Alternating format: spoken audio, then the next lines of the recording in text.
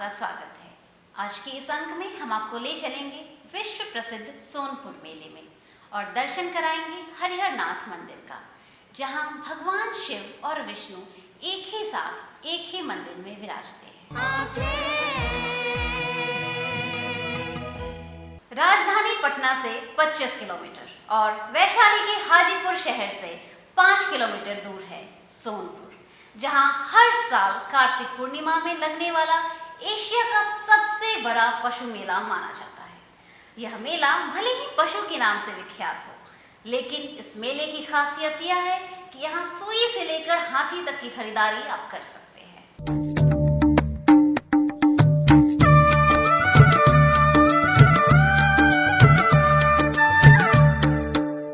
बिहार में गंगा और गंडक नदी के संगम पर लगता है विश्व प्रसिद्ध सोनपुर मेला। यह मेला 1 महीने का होता है। इस मेले को हरिहर क्षेत्र मेला और छत्तर मेला के नाम से भी जाना जाता है।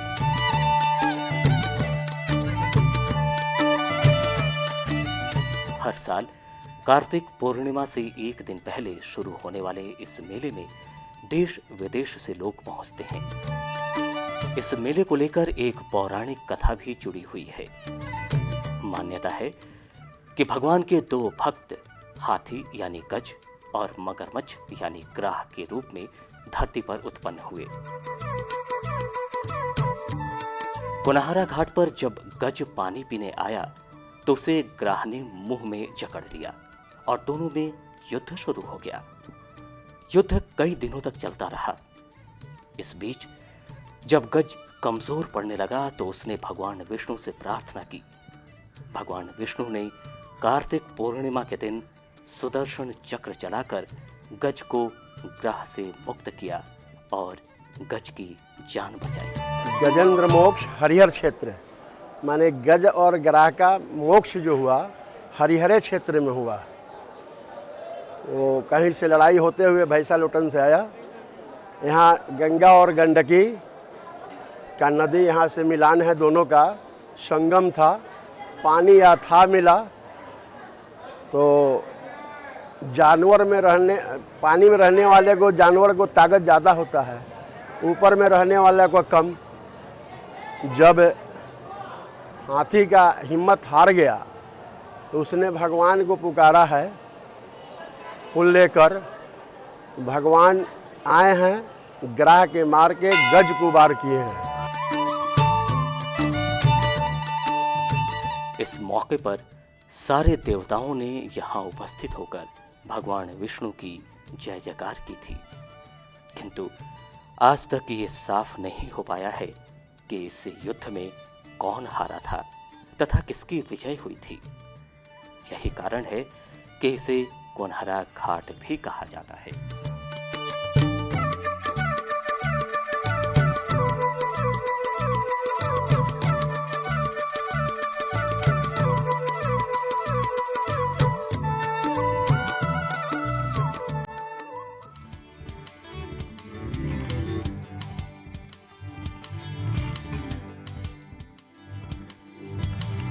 सोनपुर के गंडक के तट पर लगने वाले इस मेले ने देश में पशु मेलों को एक अलग पहचान दी है।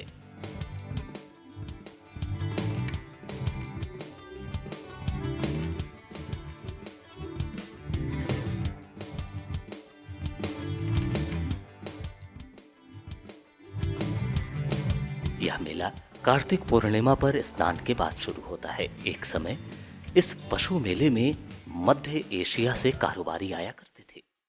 अब भी यह एशिया का सबसे बड़ा पशु मेला माना जाता है।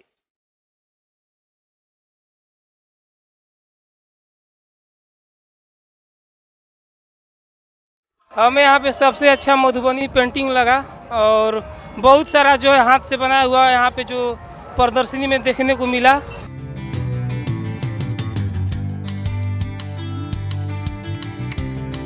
सोनपुर पशु मेला में आज भी नौटंकी और नाच देखने के लिए काफी भीड़ उमड़ती है।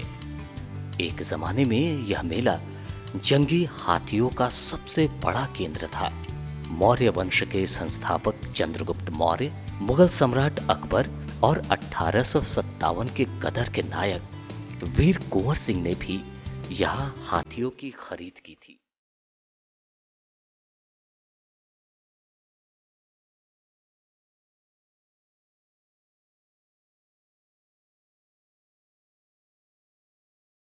सोनपुर मेला की विशेषता इस बार स्वच्छता पे ज़्यादा ध्यान दिया गया है। जगह जगह पे यहाँ पे वॉशरूम वगैरह मतलब उस पे स्वच्छता पे बेसिक ध्यान दिया गया है इस बार।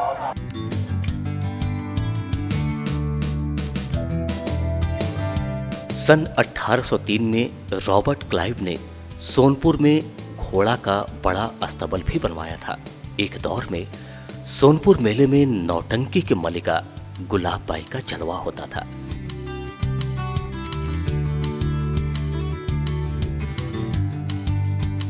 मेला में तो देख रहे हैं हर एक तरह की मतलब उस तरह की कपड़े मिल रहे हैं, हर एक तरह के कपड़े मिल रहे हैं और हर एक तरह की लकड़ियाँ के कपड़े मिल रहे हैं और बिछावन दरी जो भी होता है ओढ़ने के लिए ठंडे के समय की सामान मिल रही है और हर एक तरह की मतलब एक ऐसी चीज़ देखने के लिए मिलता है और मिल रहा है उस चीज़ देख रहे हैं। बच्चे के लिए खिलौने बहुत सारे अच्छे अच्छे मिल रहे हैं।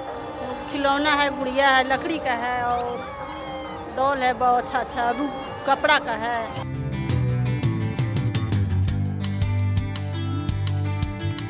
मेले को हरिहर क्षेत्र मेला के नाम से भी जाना जाता है, जबकि स्थानीय लोग इसे छत्तर मेला पुकारते हैं।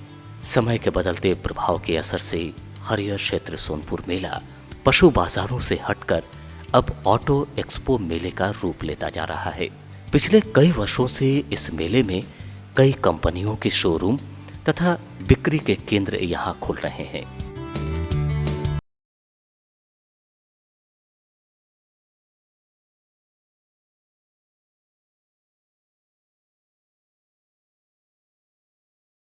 मेला में इस बार तो मतलब पशु पक्षी सब देखने को नहीं मिला। इस बार घोड़ा और बकरी उकरी यही सब था, जो हाथी उती पहले की तरह अभी मेला में नहीं रहा। बहुत ऐसा चीज़ है जो मेला से उठ चुका है, चिड़िया बाजार, मौत का कुआं, ये सब मेला में इस बार नहीं देखने को मिला। इस मेला का नाम तो बहुत सुने थे कि हाँ ये एशिया का प्रसिद्ध मेला है, कि तरह तरह का ये सब मिलता है, जो सुनने को मिले थे वो सब इस बार लेकिन देखने को नहीं मिला।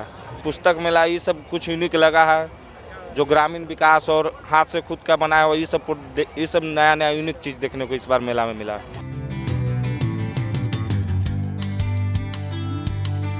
पहले यह मेला हाजीपुर में होता था। सिर्फ हरिहर नाथ की पूजा सोनपुर में होती थी, लेकिन बाद में मुगल बादशाह औरंगजेब के आदेश से मेला भी सोनपुर में ही लगने लगा। यह मेला साहित्य सर्जन की उर्वर भूमि रही है। यही कारण है कि राहुल सांस्कृत्यायन, आचार्य जानकी वल्लभ शास्त्री, साहित्य के दधीची, आचार्य शिवपूजन सहाय, राम वृक्ष बेनीपुरी, मथुरा प्रसाद दीक्षित, अर्जुन सिंह अशांत आदि बड़े साहित्यकार भी इस मेले में आए थे। उद्देश्य था मेले में उमड़ने वाले जन सैलाब को देखना, उन्हें अपनी रचनाओं का पात्र बनाना और उनके जीवन के खुरदुरे यथार्थ को व्यक्त करना।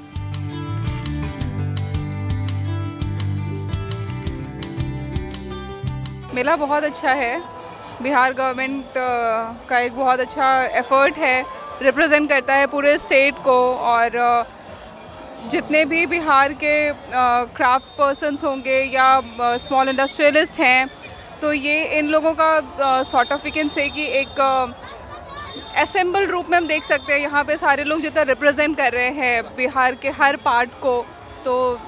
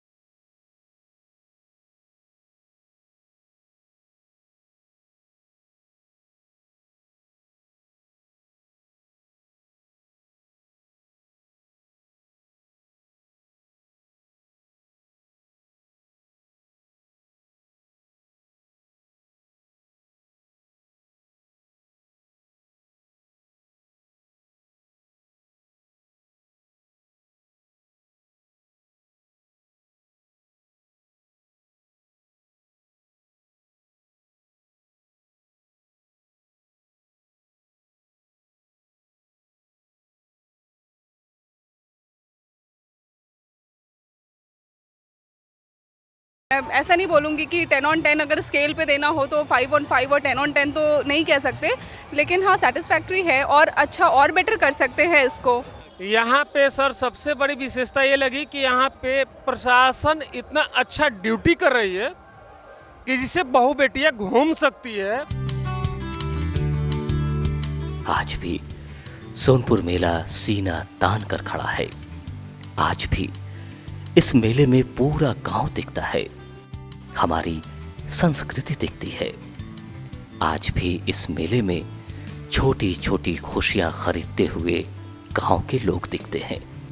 शहरी बाबू भी यहां आकर अपने बचपन में खो जाते हैं, तभी तो अपने बेटे को कंधे पर लेकर मेला देखते नजर आते हैं। सच कहिए तो हमारी संस्कृति सोनपुर मेले में हमेशा जीवंत दिखती है। तो देखा आपने, कार्तिक पूर्णिमा में लगने वाला यह मेला अद्भुत एवं ऐतिहासिक है। यही कारण है इसे एशिया का सबसे प्रसिद्ध मेला कहा जाता है। फिलहाल वक्त हो चला है एक ब्रेक का। ब्रेक के बाद आपको दर्शन कराएंगे हरिहर नाथ मंदिर का।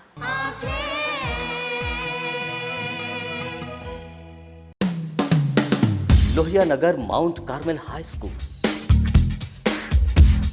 एक ऐसा स्कूल जहां उपलब्ध है हाईटेक क्लास की facility, upgraded library, smart class facility, lab and computer class की फैसिलिटी के साथ हॉर्स राइडिंग की भी सुविधा।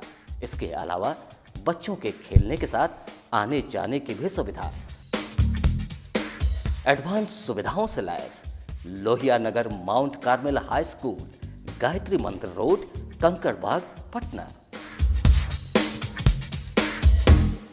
आपके रक्त की एक बूंद किसी की जिंदगी बचा सकती है, तो आइए हम सब मिलकर रक्तदान करें। रक्तदान महादान, जनहित में जारी। ज्ञानस्थली हाई स्कूल, जहां दी जाती है हाईटेक क्लास की फैसिलिटीज, खेलने की सुविधा, स्मार्ट क्लास की सुविधा, लेटेस्ट किताबों वाली लाइब्रेरी की सुविधा, लैब की सुविधा, बच्चों के लिए कंप्यूटर क्लासेस की सुविधा, साथ ही आने जाने की facilities. Gyansthali high school, Alamganj, Patna.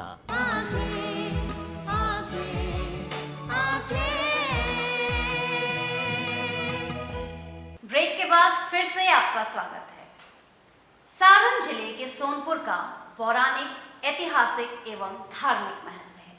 यह वही स्थल है जहां हरि एवं हर अर्थात शिव और विष्णु एक साथ एक ही मंदिर में विराजमान हैं।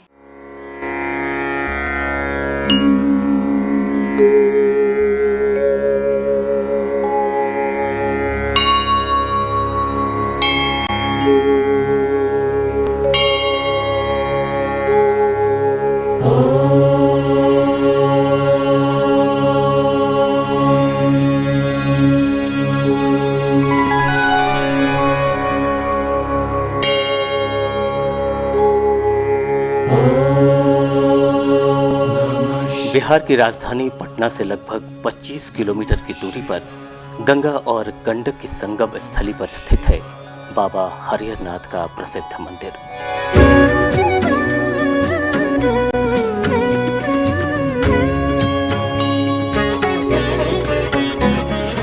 यह मंदिर अति प्राचीन मंदिर है। यह विश्व का एक ऐसा अनोखा मंदिर है जहां हरि अर्थात भगवान विष्णु एवं हर अर्थात भगवान शिव दोनों एक ही मंदिर में, एक ही लिंग में संयुक्त रूप से विराजमान हैं। यही कारण है कि इस क्षेत्र का नाम हरिहर नाथ क्षेत्र पड़ा। सामने प्रत्यक्ष दिखाई दे रहा है, ये जो देख रहे हैं शिवलिंग, इस शिवलिंग के बीचों बीच एक रेखा है। ये जो एक रेखा है शिवलिंग है, बीचों बीच एक रेखा है। इस रेखा के अग्रभाग में, अगला भाग में हरि हैं, विष्णु, और ये पीछे का जो भाग है ये महादेव है, हर। हरि माने विष्णु, हर मीन्स महादेव, नाथ मीन्स भगवान, इसीलिए इनका नाम हरिहर नाथ पड़ा है।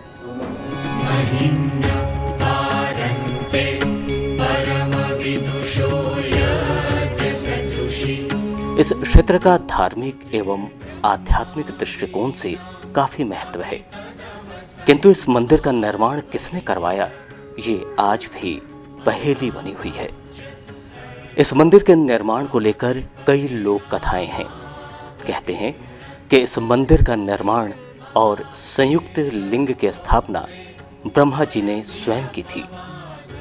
पुराणों में इसका जिक्र भी मिलता है। पद्म पुराण की एक श्लोक में हरि और हर के बारे में विस्तार से चर्चा की गई है।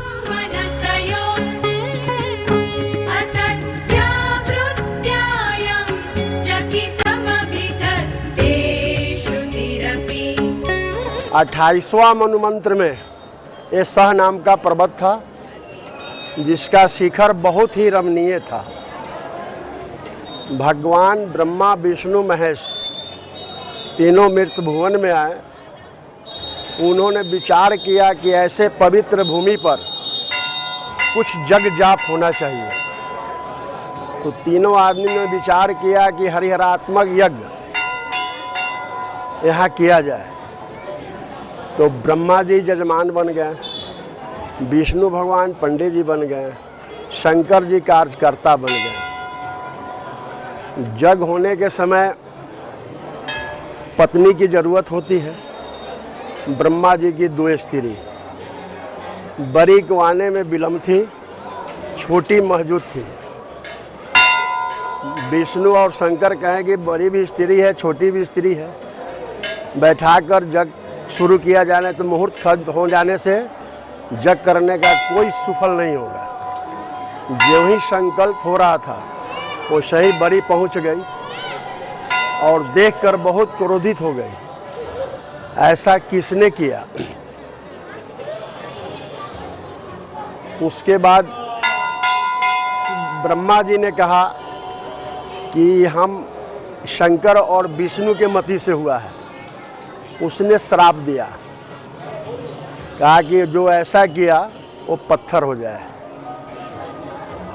यह 28वां मनुमंत्र की बात है।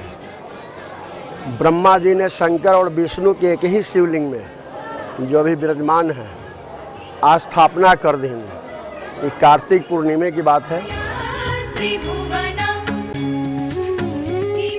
इस मंदिर के बारे में यह भी कहा जाता है कि जब भगवान श्री राम और लक्ष्मण अपने गुरु महर्षि विश्वामित्र के साथ धनुष यज्ञ में शामिल होने के लिए जनकपुर जा रहे थे, तो इन्होंने इस मंदिर में भगवान शिव की पूजा कर आगे की ओर प्रस्थान किया।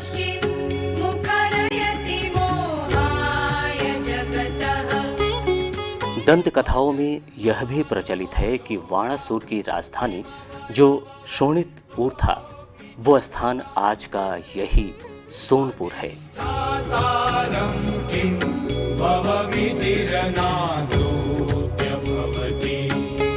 उषाहरण के समय वाणासुर और द्वारिकाधीश श्री कृष्ण का युद्ध यहीं हुआ था। भगवान शिव वाणासुर के पक्ष में थे। यह बड़ा विकट और ऐतिहासिक युद्ध था। जब कोई निर्णय नहीं हो पा रहा था तो अंत में सुलह हुई। यही कारण है कि हरिहरनाथ का यह मंदिर असुरों के बीच श्री कृष्ण की मान्यता का प्रतीक भी बताया गया है।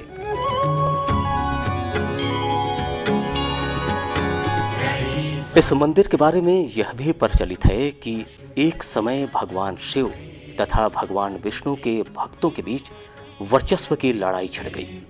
शिव भक्त भगवान शिव को बड़ा तथा विष्णु भक्त भगवान विष्णु को बड़ा कहने लगे और दोनों के भक्तों में लड़ाई छिड़ गई। पूरे पृथ्वी पर हाहाकार मचने लगा था। तब इस लड़ाई को इसी मंदिर के एक रूपी लिंग को दिखाकर दोनों भगवान एक ही हैं शांत कराया गया।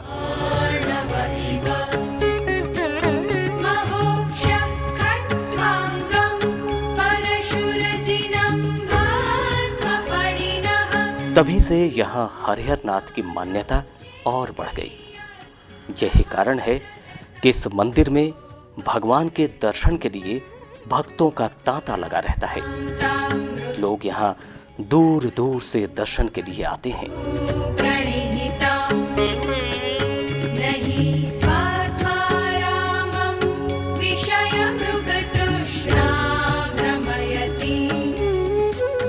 यहाँ जल अर्पित करने का बहुत महात्मा है। नारायणी नदी से जल लेकर लोग चढ़ाते हैं और मन में जो रखते हैं यहाँ पूरा होता है। 1000 बरस का एक मनुमंत्र होता है, ये 42वां मनुमंत्र चल रहा है। 14,000 बरस हो गया इनकी स्थापना का। श्रावण महीने में भक्तों की भीड़ देखते ही बनती है। मंदिर प्रांगण में नवग्रह मंदिर, माता पार्वती तथा अन्य देवताओं की भी प्रतिमाएं स्थापित की गई हैं। मंदिर के मुख्य द्वार के सामने नंदी विराजमान हैं। इनके बगल में विजय घंटा लगा हुआ है, जिसे लोग बजाकर भगवान शिव को पुकारते हैं। यहाँ की आरती का अपना अलग ही महत्व है। मंदिर के सम्मुख बाहरी भाग में एक हनुमान मंदिर भी है। बताया जाता है कि यह मंदिर अति प्राचीन है। हनुमान मंदिर के बगल में एक राधे कृष्ण मंदिर भी स्थापित है। इस मंदिर से कुछ दूरी पर एक तालाब भी है। इस तालाब के बारे में कहा जाता है कि यह स्थान चौवन ऋषि का आश्रम हुआ करता था। इसी तालाब के सामने भगवान गौरी शंकर का मंदिर भी है। कहा जाता है कि कामरूपी गौरी शंकर की यह मूर्ति स्वयं उत्पन्न हुई है। इस मूर्ति में भगवान शिव के जांघ पर माता पार्वती बैठी हुई हैं तथा भगवान शिव का एक हाथ माता के स्तन पर है तथा दूसरे हाथ में रुद्राक्ष है।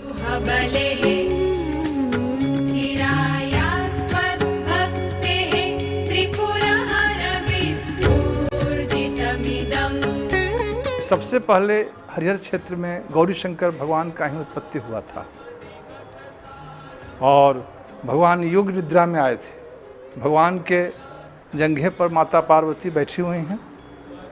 भगवान का बायां हाथ माता के स्तन पर है और दाहिने हाथ में रुद्राक्ष और त्रिशूल है, डमरू है। उन्होंने यह फिगर देकर यह सिद्ध किया है कि तुम वैवाहिक मांगलिक संपन्न के बाद भी मोक्ष की प्राप्ति कर सकते हो। ऐसा नहीं है कि तुम वैष्णवी संप्रदाय को मानोगे तभी तुम्हारी मोक्ष होगी, ऐसी कोई प्रथा नहीं है।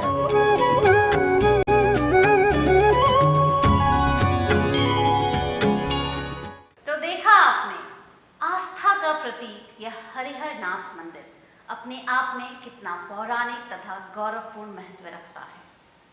आज का कार्यक्रम आपको कैसा लगा हमें जरूर बताएं। हमारा ईमेल एड्रेस है lmcankhe2017@gmail.com। आज के लिए बस इतना ही। मिलेंगे अगले अंक में कुछ नए मुद्दों के साथ। तब तक के लिए हमें दीजिए इजाजत। नमस्कार।